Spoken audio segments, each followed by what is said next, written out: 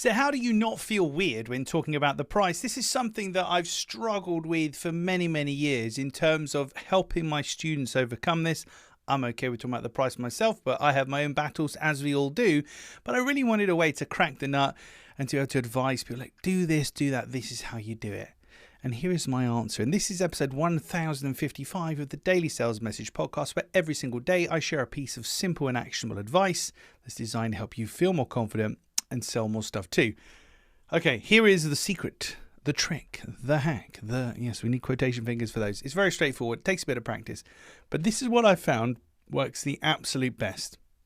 You need to talk to somebody. You need to tell them the price. So the price of the thing is £4,000, for example. Now, quite a few people go, oh, no, we're not the cheapest. And no, they'll put their emotion into it. And that's the problem. You're putting your emotion into the price. You're putting what you think and feel. Oh, I think it's expensive, blah, blah. Or I think it's cheap. It doesn't matter what you think. It only matters what the buyer thinks. So the way that we get around this is, so the price is $4,000, for example.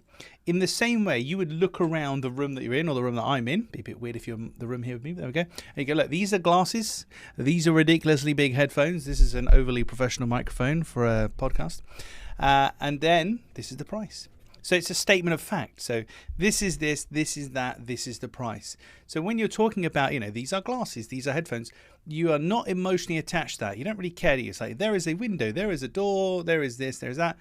You're not emotionally invested. And that's what you need to do. You need to empty yourself of emotion and just factually describe to somebody like you're looking at it and it's a visual characteristic. That's what it is. Oh, that's the price.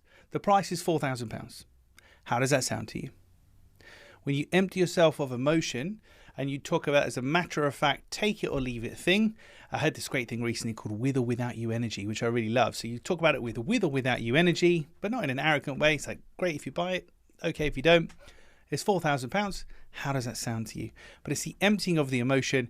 It's the talking about the price as though it's an actual characteristic, a physical thing that's going to save you. And I always use the example of if you go to the Apple store to buy a new MacBook and you say, hey, how much does this MacBook cost? They'll just look at the ticket and say, oh, that's £3,500, that one. And that's it. They don't care. Well, obviously they care, but they're not emotionally invested in it. That's how you need to be. Drain yourself of the emotion, describe it as a thing, separate yourself from it.